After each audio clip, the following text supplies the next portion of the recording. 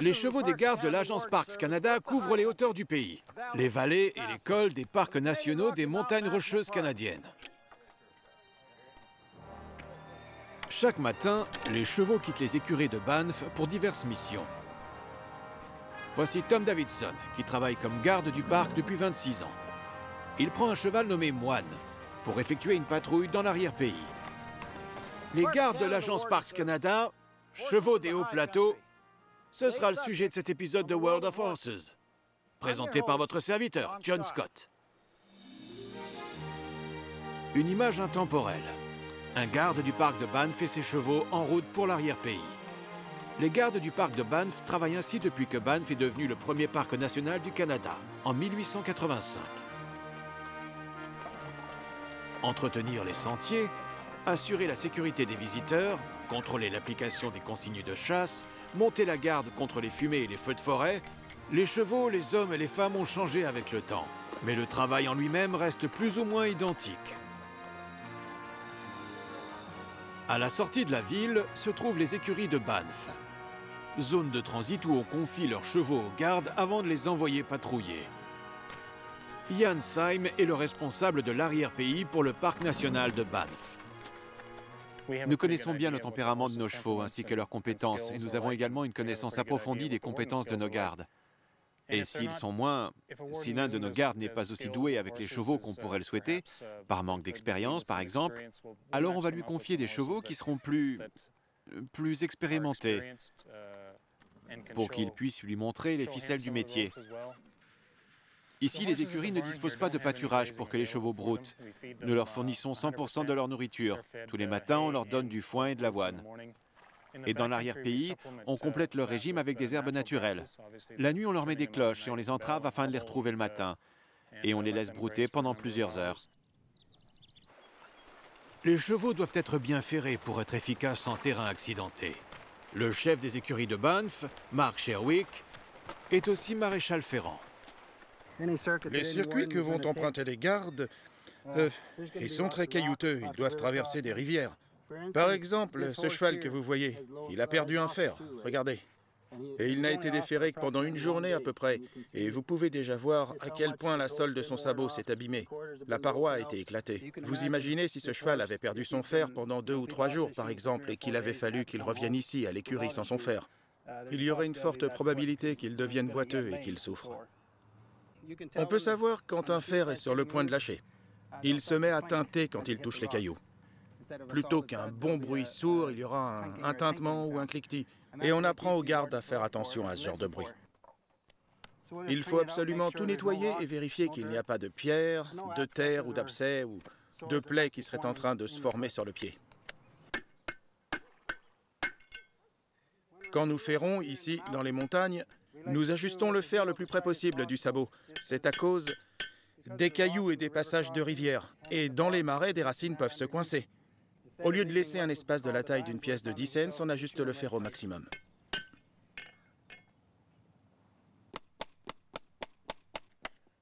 Ils n'ont pas mal, ils sentent juste que je tape sur les clous. Ils ne sentent rien d'autre. Mieux ils sont ferrés, plus le fer restera longtemps en place et c'est ce qu'il y a de plus important. Nous utilisons des selles à double sangle et un collier. Par double sangle, j'entends la sangle ventrale et la sangle arrière. En effet, la double sangle est plus adaptée à la montagne parce que l'on passe notre temps à monter et à descendre, et la selle tient beaucoup mieux comme ça. Et le collier empêche aussi la selle de glisser vers l'arrière. J'ai remarqué que le cheval de bas portait aussi une avaloir, une bande de cuir contournant les cuisses qui empêche le bas de glisser vers l'avant.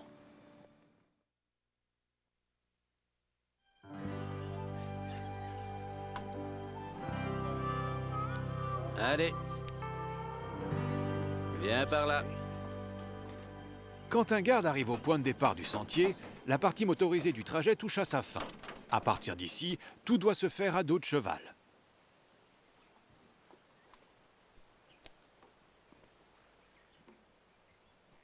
Ce que vous voyez là, ce sont les caisses de bas typiques dont nous nous servons pendant les trajets. On en a de tailles différentes. En général, nous emportons aussi une carabine au cas où nous ou un visiteur aurait un problème avec un ours. Et il faut toujours emporter une hache de sel pour enlever les arbres qui sont tombés sur le sentier.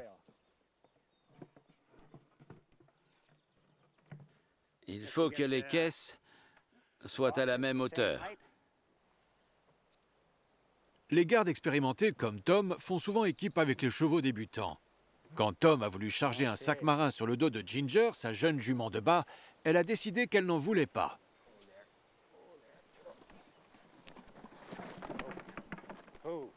Doux, tout doux. C'est une nouvelle. Elle est arrivée au parc cette année et on lui fait faire un premier essai.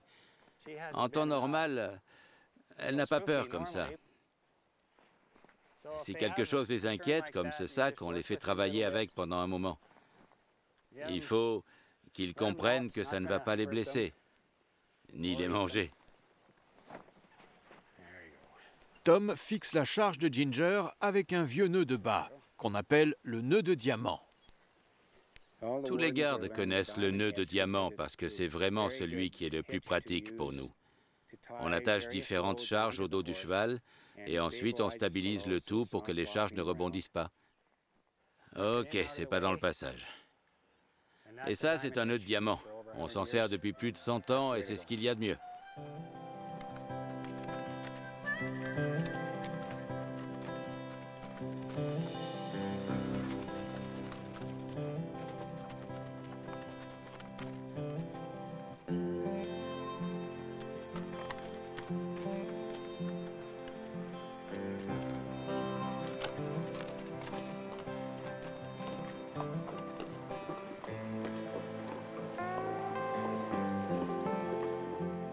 Les chevaux des gardes du parc de Banff, comme Fryer et Ginger, ont commencé leur vie sur la partie supérieure de la rivière La Biche, où les montagnes encerclent une vaste prairie. Le ranch est appelé Yahatinda. En assiniboine, ça veut dire prairie de montagne. 10 000 ans avant que les premiers Européens ne les voient, les peuples aborigènes vivaient déjà dans la région. Marine Island, archiviste au ranch Yahatinda, connaît des anecdotes passionnantes sur l'histoire de la vallée. Je suis convaincue que les Indiens, les populations natives, sont venus dans la région en raison du fait que pendant les mois d'hiver, il y a vraiment très peu de neige par ici. Il devait y avoir beaucoup de gibier, que ce soit des bisons ou des élans. Ainsi, ils avaient de la nourriture à profusion et tout le confort nécessaire pour un campement, des points d'eau fraîche, et du petit bois, etc. On a trouvé des cercles de tipis. Je pense qu'on se tient dans l'un d'eux en ce moment. Les pierres doubles indiqueraient que c'était probablement un camp d'hiver, parce qu'il fallait plus de pierres pour éviter que le tipi ne s'envole en raison des vents violents qui balayaient la vallée. À Yahatinda, le vent a joué un rôle prépondérant dans le premier peuplement de la vallée, car c'est le vent qui a façonné la prairie à bison. La vallée dans laquelle nous nous trouvons est balayée par la brise que vous sentez aujourd'hui. C'est très courant dans le coin et en fait on peut voir que c'est ça qui a façonné le paysage qui nous entoure. Les zones de plaine sont celles où le vent est le plus fort. Les arbres n'ont pas pu s'y développer comme ils l'auraient fait dans un environnement plus abrité. Le lieu dans lequel nous nous trouvons abrite une faune très diversifiée dont les élans font partie. Ils sont particulièrement nombreux à l'automne et au printemps. Mais il y a aussi des grizzlies et des cougars.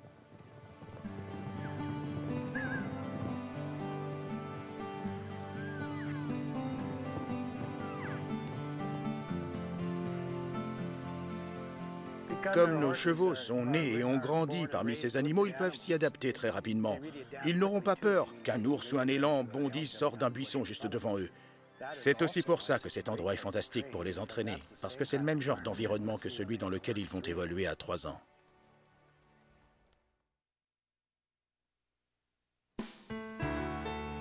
La marque à tête de bélier que portent tous les chevaux des gardes du parc national de Banff a été enregistrée en 1913.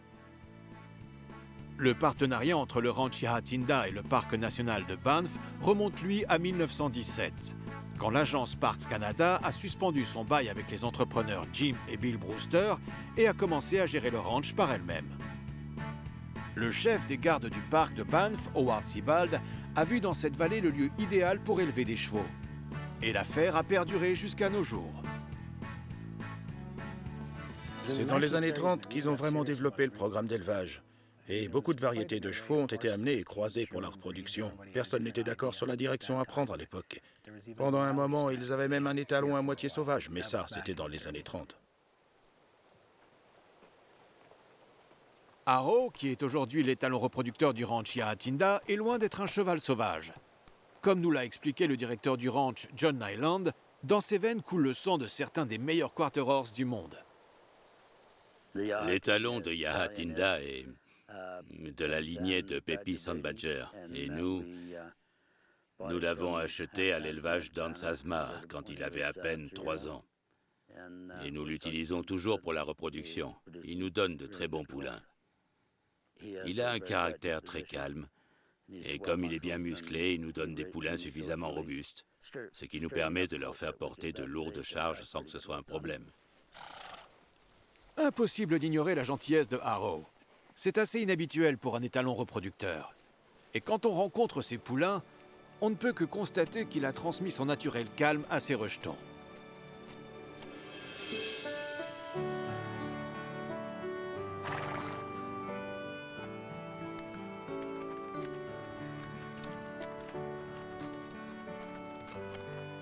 Les juments que nous possédons au ranch Yahatinda ont tout un pédigré de quarter horse. Et nous envisageons de faire enregistrer tous les poulains. Afin de diversifier le patrimoine héréditaire, nous ne faisons jamais reproduire les poulains issus de nos juments avec notre étalon reproducteur. À la place, on les met tous au service des gardes du parc. Les poulains de Yahatinda sont mis au licol à l'automne. Puis ils passent l'hiver à la nurserie où les hommes s'occupent bien d'eux. À l'arrivée de l'été, les yearlings vont brouter à l'extérieur avec les juments et les poulains. À l'âge de 2 ans, les chevaux sont débourrés par l'entraîneur Dick Levy. La plupart de ces poulains sont très doux. Quand on commence l'entraînement, ils ont déjà une bonne connaissance de la vie. La plupart sont très faciles à débourrer et à faire travailler. Je vais juste lancer la corde autour de lui jusqu'à ce qu'il soit à l'aise avec et qu'il n'en ait plus peur. Je lui parle tout le temps, je le rassure. Je ne lui fais pas mal, il commence à s'y habituer, vous voyez? Il ne saute pas et il ne botte pas. Maintenant, je m'avance et je le caresse. Qu'il comprenne que je ne lui veux aucun mal, que je veux être son ami. Je veux qu'il s'habitue aux cordes placées autour de lui.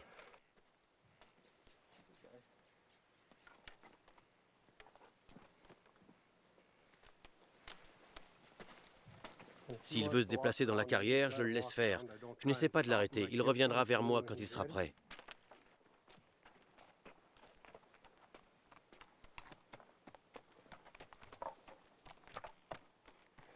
Et si vous ne faites pas ça, beaucoup de chevaux qui se retrouvent coincés par une corde se mettent à paniquer et peuvent se blesser ou blesser quelqu'un. L'étape suivante de leur débourrage, une fois qu'ils sont habitués aux cordes, est de les habituer à un drapeau ou des choses qui se déplacent autour d'eux à une vitesse plus rapide. Ici, j'avance et je le touche sur tout le corps pour qu'ils comprennent que ça lui fera pas mal. Vous pouvez le toucher n'importe où, même les jambes, et il ne bottera pas. Je lui touche le ventre, les membres antérieurs, entre les jambes. Je le mets là, juste à côté de sa tête. Il le surveille. Bien sûr, ça ne lui plaît pas vraiment, mais il sait que ça ne lui fera pas mal. Il n'en a pas peur. Je le frotte un petit peu avec. Ici et là. Je le frotte partout sur le cheval. Qu'il sache que ça lui fera pas mal non plus. Tout est différent. Maintenant, il a l'habitude de la corde, du drapeau.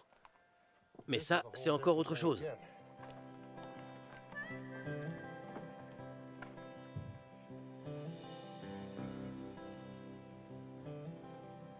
Je le laisse la sentir, qu'il s'habitue, qu'il sache ce qui se passe. La plupart des jeunes chevaux n'aiment pas qu'on leur mette quelque chose dans la bouche. Je vais tout doucement, qu'ils le prennent tout seuls, parce que si vous le forcez à le prendre, il va vite relever la tête pour être hors de portée, et ce sera la guerre pour lui mettre la bride. Alors je lui touche les lèvres. Avec mes pouces, je l'aide à ouvrir la bouche et à prendre le mors. Je le préviens que je vais monter. Vous voyez, sa tête tourne quand je tire un peu sur les rênes. Et me voilà en selle.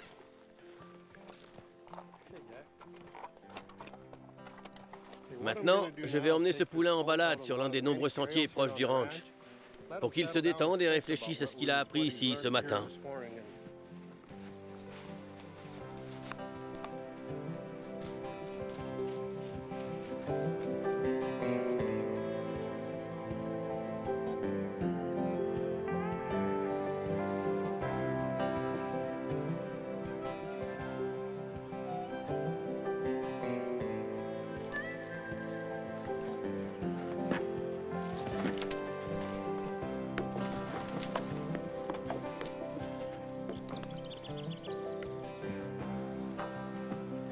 À mon avis, plus vous les sortez tôt, mieux c'est.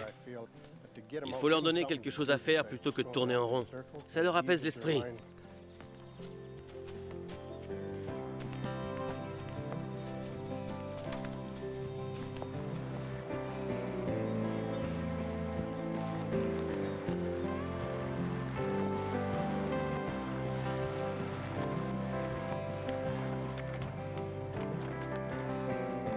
J'aime l'idée d'entraîner un cheval plutôt que de le dresser.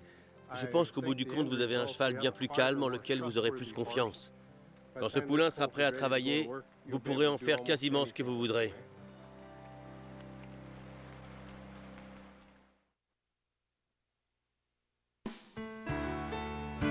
Les chevaux des gardes du parc commencent leur carrière à 3 ans, que ce soit comme cheval de selle ou cheval de bas. Ils débutent avec des cavaliers expérimentés comme Tom Davidson. En général, les chevaux aiment beaucoup l'arrière-pays parce qu'ils peuvent tout le temps explorer de nouveaux territoires. Et il est possible que quand les chevaux deviennent plus vieux, ils connaissent mieux le parc que beaucoup de gardes. Nos chevaux ont une expérience un peu différente de celle des chevaux qu'ils utilisent dans les prairies. Ils sont habitués au terrain escarpé. Ils ont l'habitude de traverser des rivières et ils connaissent la faune. Ce qui est intéressant, c'est que ces chevaux qui peuvent tout à fait sentir les ours et réagir en fonction ne semblent pas perturbés par la présence de ces animaux. Mais les orignaux, c'est une autre affaire. Les orignaux perturbent vraiment nos chevaux, pour je ne sais quelle raison. Si l'on tombe sur un orignal, ils seront souvent perturbés pour le reste de la journée. Enfin, pour certains. Mais la plupart d'entre eux sont détendus avec les ours.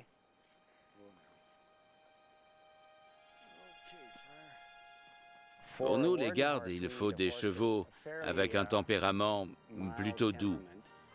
Ce dont nous ne voulons surtout pas, ce sont des chevaux très nerveux. Nous avons besoin de chevaux qui peuvent garder le rythme et qui ne soient pas trop agités dans les situations d'urgence, s'il arrive quelque chose.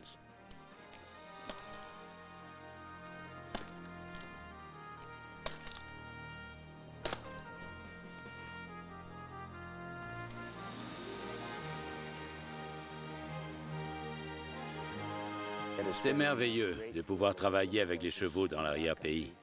Ça nous aide dans notre travail et ce serait très difficile de faire autrement. Et je ne vois pas comment on pourrait les remplacer si l'on veut continuer à faire notre travail comme c'est le cas maintenant. Et aussi, on s'attache aux chevaux et on les aime de plus en plus.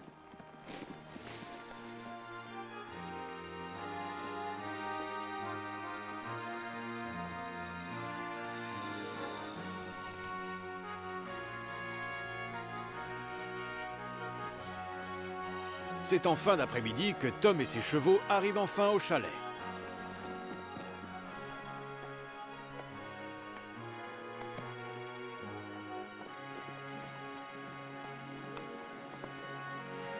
Les kilomètres de piste ont eu un effet positif sur Ginger, qui est beaucoup plus calme. Son esprit est apaisé, comme Dick Levy le suggérait, grâce à l'éloignement de l'écurie et de la carrière et à la découverte d'autres choses. Quand on a travaillé comme garde dans l'arrière-pays pendant autant de temps, on se met à créer un lien avec les chevaux, ou un partenariat, où l'on forme une équipe. Et dans certains cas, on s'enfonce sur des kilomètres dans l'arrière-pays. Il n'y a aucun bruit, on n'entend absolument rien là-bas. Et il y a des milliards d'étoiles. Il n'y a que vous, vos chevaux et la faune qui vous entourent. C'est un sentiment plutôt agréable. C'est une situation unique.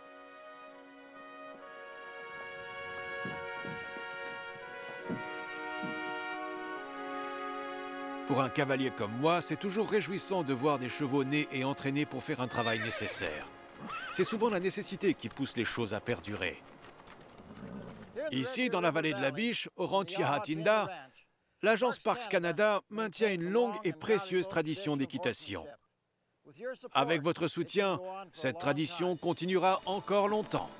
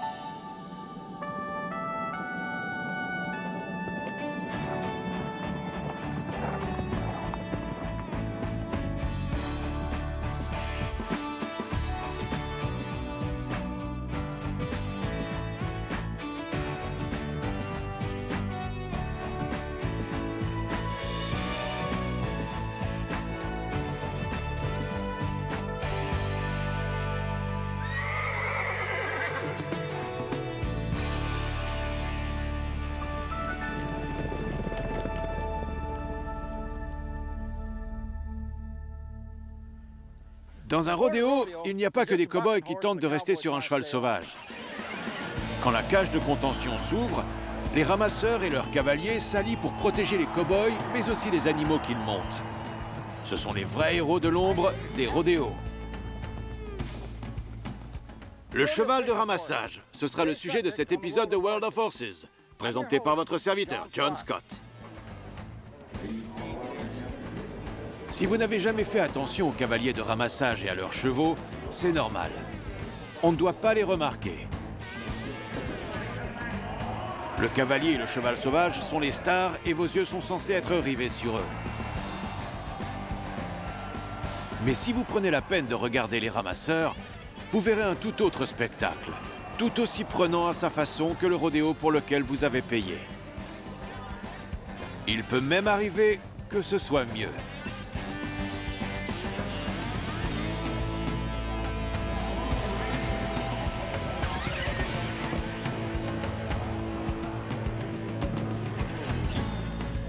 Le rodéo de Calgary est reconnu comme le plus grand spectacle en extérieur.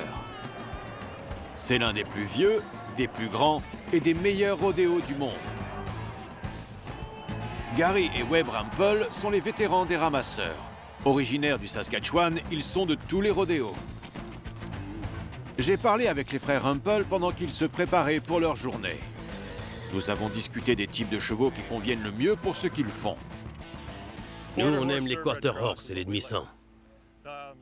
J'ai eu 1 ou 2 pur sang et c'était de bons chevaux, mais ils ont le sang trop chaud. Ils ne supportent pas la pression. Alors un quarter horse demi-sang, pour nous, c'est suffisant. Il faut un animal qui soit quand même de belle taille, pas gigantesque non plus. Ils peuvent être grands, mais ils doivent rester actifs et agiles. Il faut qu'ils soient vifs, qu'ils encaissent les coups, c'est-à-dire qu'il faut qu'ils supportent d'être poussés et bousculés. Beaucoup de ramasseurs sont doués dans ce qu'ils font, mais leur cheval, il manque de puissance. C'est difficile si le cheval est trop lent. Je veux dire qu'il vous faut un cheval rapide. Ces chevaux doivent aussi être malins. Gary m'a expliqué que même s'il travaille avec d'autres chevaux, ce qu'il faut à un cheval de ramassage, c'est le sens du bétail. Que ce soit avec un cheval ou une vache, leur instinct est là. Ils surveillent l'animal, quel qu'il soit. Si le cheval a le sens du bétail, comme vous dites, il observe le cheval sauvage, et très souvent, il va se lancer avant même que vous ayez pensé à le mettre en mouvement. Le fait d'aller aussi près sur le flanc d'un cheval qui rue, c'est le genre de situation qu'un cheval par nature va normalement tenter d'éviter. Mais l'incroyable sens du bétail et le patrimoine génétique du Quarter Horse, avec de l'entraînement et de la confiance, donnent un cheval qui non seulement fait son travail, mais aime le faire. Certains chevaux vont s'élancer sur la piste et y aller d'emblée, alors que pour d'autres, il va falloir que vous y alliez en prenant le temps. Une fois qu'ils ont compris, ils veulent courir avec les autres chevaux et ils veulent les rattraper. La plupart des spectateurs du rodéo veulent la même chose. Ils veulent de bons cavaliers et des chevaux coriaces. Ils ne veulent pas voir le bétail ou le cavalier se blesser. Ils ne veulent pas attendre trop entre deux spectacles. Les cavaliers de ramassage ne peuvent rien faire pour la qualité du cavalier ou du bétail. Mais pour le reste, la sécurité et la réduction des temps d'attente, c'est sur eux qu'il faut compter. Voici Wade Rampel. Il va nous expliquer ce que les ramasseurs tentent de faire dans une situation normale. Vous remarquerez que la plupart du temps, on se place au centre de la piste.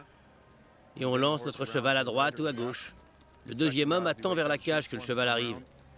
Et on essaie d'amener le cheval sauvage entre nous. L'un de nous prend le cavalier et l'autre la sangle.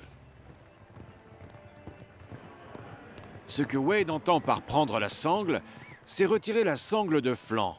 Une sangle en peau de mouton que l'on pose devant les postérieurs. C'est ce qui pousse le cheval à ruer. Le travail des cavaliers de ramassage diffère un peu entre la monte sans selle et la monte avec selle. C'est à cause de l'harnachement utilisé. Sans selle, le cow-boy se tient à une sangle. Elle est en cuir et elle entoure le cheval juste derrière le garrot. Le cow-boy s'agrippe à une sorte de poignée, comme celle des valises. Quand le cheval est sellé, il porte en plus la sangle de flanc et une tige. La tige est un morceau de grosse corde qui relie la tête du cheval à la main du cow-boy. Pour la monte avec selle, vous entrez en piste, vous attrapez la tige et tirez. Vous restez à côté jusqu'à ce que le cow-boy descende si tout se passe bien. En général, le deuxième homme vient de l'autre côté et prend la sangle. Sans selle, c'est généralement plus rapide. Dès qu'ils ont retiré leurs mains, ils vous attrapent. Vous pouvez parfois leur tenir une jambe pour les aider à tenir sur votre cheval. Et vous dégagez sur le côté. C'est pour éviter de prendre une ruade. L'autre homme peut soit faire le tour de votre cheval, soit prendre la sangle par le côté. Une fois le cow-boy descendu, les ramasseurs aident le cheval sauvage à sortir de la piste. Plus ils le font vite, plus vite le rodéo reprend. C'est aussi une manière de protéger et même de dresser le cheval sauvage. Il s'agit surtout de le rabattre et le faire sortir. En monte sans selle, s'ils ne sortent pas, on y va au lasso pour leur montrer où sont les barrières. Mais quoi qu'il arrive, on essaie de les traiter avec douceur. Quand il est scellé, les ramasseurs utilisent la corde pour le faire sortir. Les barrières peuvent aussi servir à le rabattre. Ils peuvent aussi sortir un bronco de la piste sans même le toucher. Sans pour autant décourager les ruades du bronco, les ramasseurs et leurs chevaux entraînent l'animal. Ils lui montrent quand son travail s'achève et qu'il est temps d'avoir son picotin.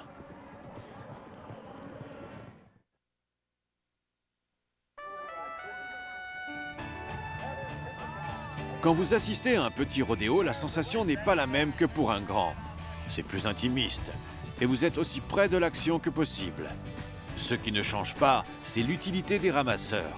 Ces hommes qui savent travailler efficacement et en toute sécurité. Ici, au rodéo de la réserve indienne de Tsuutina, les ramasseurs vétérans Blaine Smar et Kevin Gerlitz nous accueillent. Kevin Gerlitz vient de Céréales, dans l'Alberta.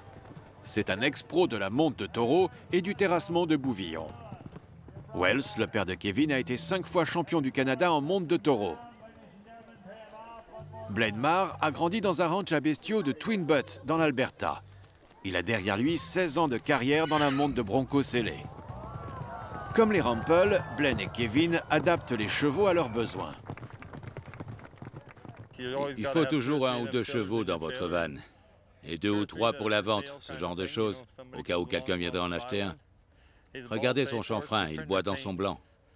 Il a les yeux vairons, l'un est bleu et l'autre est marron.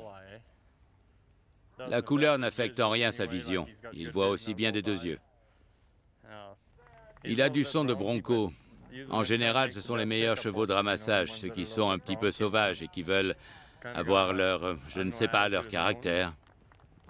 Ce cheval gris, là, il a un caractère un peu différent. Ce n'est pas le cheval le plus gentil que je connaisse. Il est mauvais avec les autres et certaines personnes ne s'entendent pas avec lui. Il me fait penser à ces bagarreurs de bistrot. Il aime bien son travail.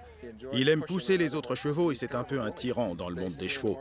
On peut dire qu'il est mauvais et tyrannique. Mais c'est celui que j'ai depuis le plus longtemps, 9 ans environ. Et il ferait tout pour moi. Il a bon cœur. Il aime son travail et il est fait pour ça. De tous les chevaux que j'ai eus, il tient une place particulière. Je l'appelle Turbo, parce qu'il en a dans le moteur. Il est aussi plutôt athlétique et il peut se mouvoir vraiment très rapidement. Il aime le contact. C'est un cheval brutal avec les autres chevaux. Mais c'est grâce à ça qu'il peut gérer les situations difficiles et on peut dire qu'il a son caractère.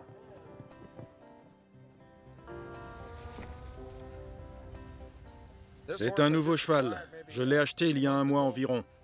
Je n'ai pas encore découvert ce qu'il préférait. Il apprend continuellement. Il est un peu timide, on peut dire ça. Il ne sait pas trop ce qui se passe. Lui, ce n'est pas un tyran dans l'échelle hiérarchique des chevaux. Il serait plutôt en bas. Les grands rodéos organisés, partir tous les week-ends, ce n'est pas vraiment son truc à lui. Les 2 autres, eux, ils aiment beaucoup ça. Les foules et le bruit. Lui, ça l'impressionne un peu. Pour ces événements, il faut des chevaux qui gardent la tête froide, vraiment. Des chevaux qui sachent un peu réfléchir et qui ne laissent pas tout ça interférer avec leur travail.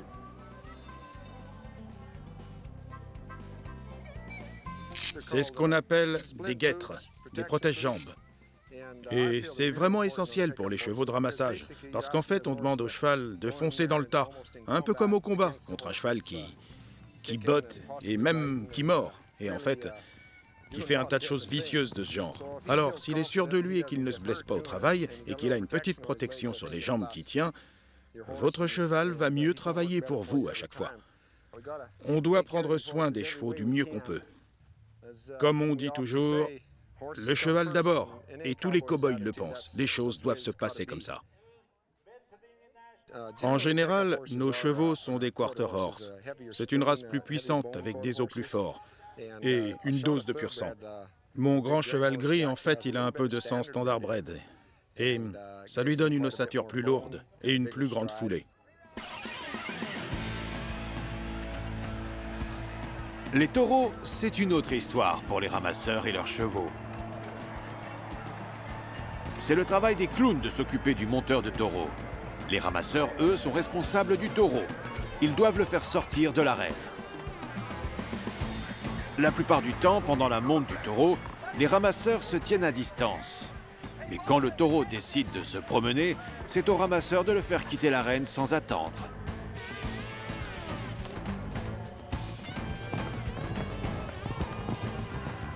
Il y a certains taureaux qui y vont au bluff. D'autres, c'est du sérieux. Et pour la monte du taureau, on préfère monter un cheval qui soit malin avec les taureaux. C'est toujours agréable de monter un cheval qui a déjà pratiqué ce genre de choses avant. Comme ça, il sait se protéger.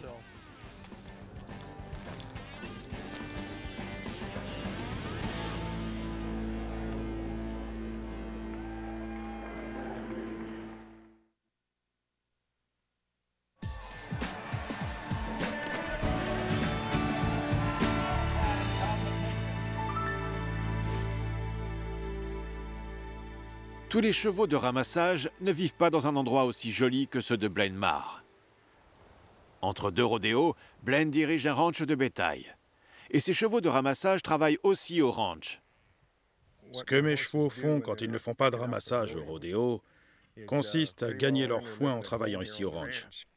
On utilise nos chevaux régulièrement pour le bétail. pour porter de l'équipement, comme du matériel pour les clôtures ou encore du sel pour le bétail. On a une prairie assez isolée sur les contreforts de l'Alberta du Sud, alors les chevaux sont indispensables pour la bonne marche du ranch. La famille Marr élève du bétail dans cette région de l'Alberta depuis très longtemps. Mon grand-père venait de l'Ontario, il est arrivé ici vers 1900. Et il a installé son exploitation ici, pas loin d'où nous sommes. Blaine reçoit de l'aide de la 4e génération, sa fille Gina et son fils Wacy. Le jour de notre visite, un jour de transhumance, la première tâche consistait à amener du sel dans la pâture. Nous avons du terrain en plein cœur des montagnes. Alors, on doit prendre du sel pour le bétail, parce que c'est un complément alimentaire dont ils ont besoin toute l'année. Et on se sert des chevaux pour apporter les blocs de sel dans ces endroits reculés et les déposer dans la prairie et le transporter.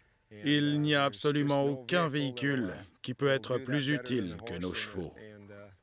Charger tout ça sur le cheval de bas, c'est ce qu'il y a de plus simple. Mon père et mon grand-père faisaient déjà ça. Et c'est ce qui est le plus évident. Perpétuer cette tradition, c'est le moyen le plus efficace pour nous de faire tourner ces ranchs. Tous les chevaux que Blaine utilise pour ce travail sont des ramasseurs, y compris l'aîné, Rouan, monté par sa fille Gina. C'est un cheval plus âgé et il est plus ou moins à la retraite maintenant. Il a 18 ans.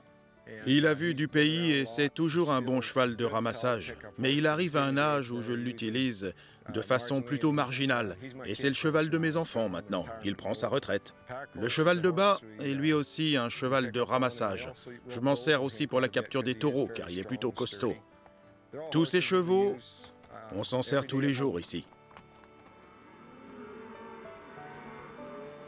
Une fois l'expédition de salage terminée, Blaine a pris la route avec le reste de sa famille, sa femme Marianne et son fils Wacy, ainsi que le rancher Neil Robbins, pour faire transhumer le bétail depuis Blind Canyon.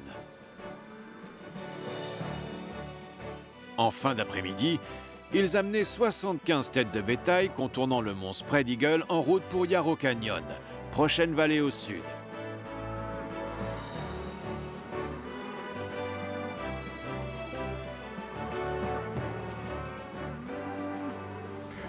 Les aptitudes que les chevaux doivent développer au ranch sont très similaires à celles qu'il leur faut dans l'arène. Un cheval a besoin de vivre plein d'expériences variées et de devenir efficace dans plusieurs aspects du travail du ranch avant que vous puissiez l'emmener dans l'arène et que vous puissiez compter sur lui pour faire des efforts avec vous. L'entraînement des chevaux et le maintien de leur forme, tout se fait naturellement sur un terrain aussi escarpé. En général, ils sont assez montés à cette saison pour les maintenir en forme. Ce n'est pas comme en hiver ou comme au début du printemps. Si je ne les monte pas souvent, qu'il n'y a pas de transhumance, alors je les emmène trotter le long du chemin.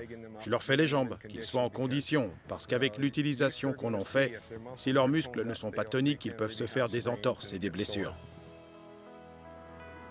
Ce genre de travail de ranch est aussi très bon pour le mental du cheval. Ils se détendent et ils savent qu'ils sont chez eux et qu'ils vont juste s'occuper du bétail. Je pense qu'ils apprécient ce break loin de l'agitation. En plus de représenter un break loin du rodéo, c'est comme un moment de vacances pour les chevaux. À ce moment-là, j'essaie de me servir des jeunes chevaux. Je commence aussi un peu le premier débourrage des poulains et je donne à mes chevaux plus expérimentés la possibilité de se reposer. On n'a plus vraiment besoin d'eux avant le mois de mars, quand la saison des veaux commence. À ce moment-là, je les fais travailler car les rodéos commencent à partir du mois d'avril. Comme le disait Blaine, le travail au ranch et le ramassage sont des activités complémentaires pour un cheval. On se sert des mêmes habiletés, y compris la détermination à se concentrer sur un travail jusqu'au bout. C'est un point vraiment important dont on a besoin à la fois au ramassage et pour le ranch. Un cheval qui ait beaucoup de fond, qui continue de se donner, de faire des efforts et de faire son maximum, même quand les choses commencent à se compliquer. Tous les chevaux de Blaine étaient encore en train de travailler dur quand le bétail a atteint les herbes grasses au bout de la vallée montagneuse ce soir-là. Quelques jours plus tard, ces mêmes chevaux seront de retour au rodéo, à gérer des broncos, des taureaux et des cow-boys de rodéo.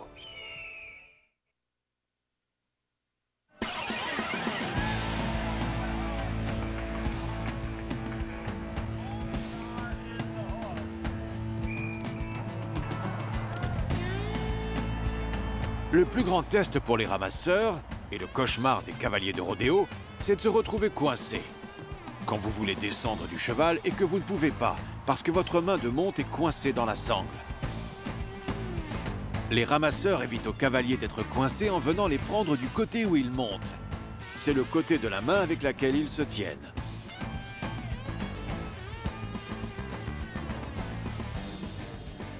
Les cavaliers sans selle descendent du côté de leur main. Ils la retirent de la sangle, descendent de ce côté, pour ne pas avoir à enjamber la sangle. C'est la même chose avec une selle. Ils descendent du côté de la corde. Il y a plusieurs manières d'être coincé. La plus commune dans la monte sans selle, c'est quand le cavalier est éjecté ou descend du mauvais côté, coinçant ainsi sa main dans la sangle. L'approche choisie dépend de la situation et des habitudes des ramasseurs. Il arrive qu'on doive se concerter quand un cow-boy est dans une situation périlleuse et risque d'être coincé. Ou bien, si l'équipement du bronco est en train de lâcher, que la selle risque de tourner ou quelque chose du genre. Mais la plupart du temps, ça se passe si vite et on doit réagir tellement rapidement qu'on n'a pas vraiment le temps de se parler. En 1997, au rodéo de Calgary, les frères Rumpel ont dû gérer une situation catastrophique. Un jeune cow-boy est passé du mauvais côté et sa main est restée coincée. Ça arrive, un jeune cavalier, un cheval sauvage. Il avait perdu le contrôle à peine sorti de la cage. Il était trop ballotté sur la sangle. Il se tenait de la main droite et le cheval a tourné à droite. Alors, il s'est retrouvé suspendu et sa main droite était coincée dans la sangle. Ça ne se détachait pas. Je suis passé de l'autre côté et j'ai essayé de l'attraper. Je voulais le soulever pour enlever un peu de la pression dans sa main. Je l'ai attrapé et je le tenais. Mais Wade beuglait qu'il ne pouvait pas le détacher. Et tout ça en pleine course. Et on commençait à aller trop vite. Alors Wade m'a crié d'attraper le cheval au lasso. Et il a enfin pu détacher sa main. Quelque temps plus tard, il est venu nous voir dans l'allée et il nous a remerciés. Il avait un peu mal. Mais ça fait toujours plaisir. On ne veut pas voir ces gamins se blesser. Vous savez, ils doivent penser à beaucoup de choses quand ils sortent. Et c'est un grand rodéo. Et ils n'ont pas beaucoup d'expérience. On essaie de les aider autant que possible. Les hommes qui le font ne l'avoueraient pas. Mais les cavaliers de ramassage sont aussi des héros. Et leurs chevaux le sont tout autant. Et ça a l'air de leur plaire. Vous voyez, c'est un cheval comme les autres. Mais quand la grille va s'ouvrir et que le cheval sauvage va sortir, alors ses oreilles sont dressées. Il observe et il veut y aller aussi. Alors vous n'avez qu'à le laisser faire en le mettant sur la voie. J'ai un cheval qui, quand la grille s'ouvre, est prêt à s'élancer sur la piste. En fait, je suis obligé de tenir les rênes et de le freiner, parce qu'il sait qu'il va aller vers le bronco et il est impatient de se lancer. Il aime vraiment son travail. Les chevaux de ramassage sont parmi mes préférés. Forts et athlétiques, rapides et courageux, avec le mental qu'il faut. Ils ont tout. J'espère que vous les avez aimés.